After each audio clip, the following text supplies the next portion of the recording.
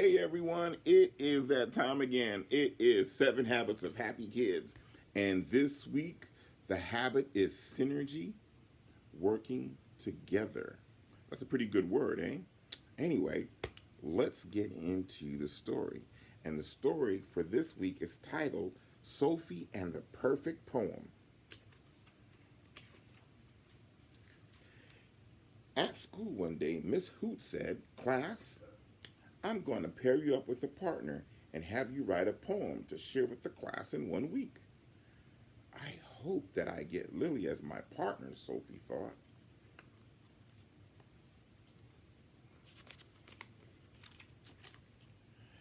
Lily, you'll be with Pokey. Allie, you'll work with Sammy and Goob and Jumper will be together. And Sophie and Biff, said Miss Hoot. Sophie couldn't believe it. She didn't want to be partners with Biff. Biff was mean and scary. Doesn't he look mean right there?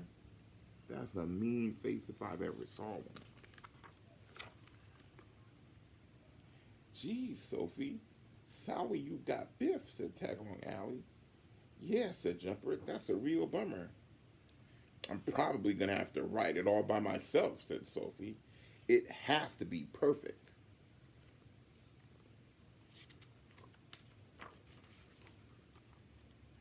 The next day, Miss Hoot gave everyone time to meet with their partners. Sophie and Biff got together in the corner by the fish tank. "I think we should write a poem about the sun, moon, and stars," said Sophie. "That's dumb," said Biff. "I think we should write a poem about trees, wind, and water." Sophie sighed. This was going to be even harder than she thought.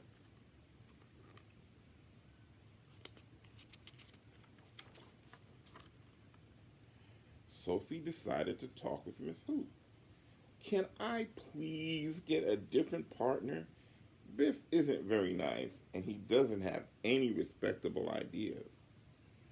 "Oh, my dear Sophie, if you get to know him, you'll find that Biff is really nice, and he has a lot of good ideas, just like you," said Miss Hoot. "I'm sure you two can come up with a poem that you both are proud of. Just open your eyes." Sophie agreed that she would try.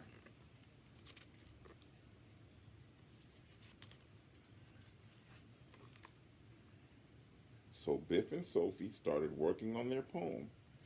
"What do you like about trees?" asked Sophie. "You can use them to make a beaver dam.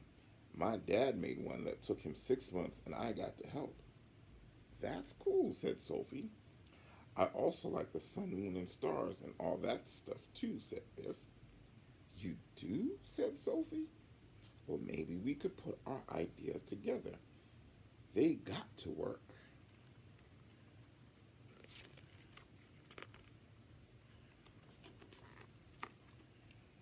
Over the next few days, Sophie and Biff hardly took a break.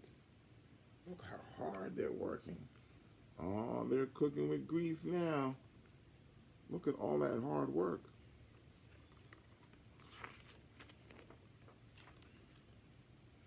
The big day had arrived. It was time for everyone to share their poems. Goob and Jumper got up in front of the class and read their poem first. "Our poem is called Bugs and Basketball." "Here goes," said Goob. "Basketball and little bugs everywhere you look. Little bugs and basketball. See them in a book. If I had an ant, I would hide him in a plant. If I had a ball, I would bounce it off a wall. That would be real fun. Too bad this poem is done." "Well," said Miss Hoot, "that was interesting." How'd you like their poem about basketball and bugs? It's an interesting combination. Next up were Sophie and Biff. Biff nervously read their poem as Sophie stood proudly by. "Our poem is called Open Your Eyes." "I opened my eyes, and what did I see? The sun, the moon, the stars, the trees. I opened my ears, and what did I hear? A gentle breeze on water clear. I opened my heart, and what did I find? An awesome new friend and a wonderful time. Isn't that an awesome poem? You see how they put their ideas together and it came out great. Oh, I think it's great. Biff and Sophie gave each other a high five and the whole class cheered. Well, ruffle my feathers, said Miss Hoot. That was perfect.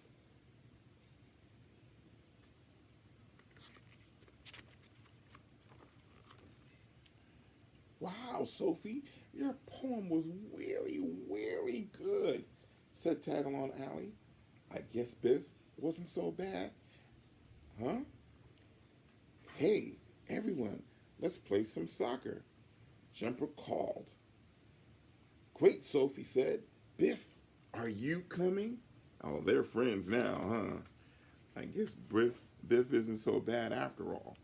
Well, here's the part of the story where we talk a little bit, and I want to see how well you were paying attention. So, I've got a few questions about the story that we just read, and you can see if you can answer them. As you sit with your parents, you can answer the questions that we go over right now. So, first question, why didn't Sophie want to work with Biff? Why do you think Sophie didn't want to work with Biff? You talk about that with your parents. And the next question is, what did Sophie want to include in the poem? And what did Biff want? How did they work together to come up with the perfect poem? How did the rest of the Seven Oaks gang treat Biff in the end? And why do you think they treated him that way? And last question is, what does teamwork mean? Why is it important to include others? So, we like to always also share some things that you can do so that you can put the habits that we read in the story and that we talk about, you can put them in practice. So, here are some simple things that you can do so that you can work on synergizing. And one of the first steps, we call them baby steps, that you can do is the next time you're at school, talk to someone in your class that you wouldn't normally talk to.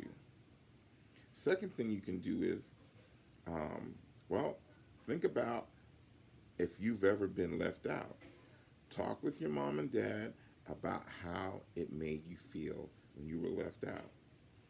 Next thing you can do is work with another person to write a poem or even draw a picture. Next thing you could do is plan an outing with your family and include everyone's best ideas. And the last thing that you can do is talk to your mom and dad about not judging people.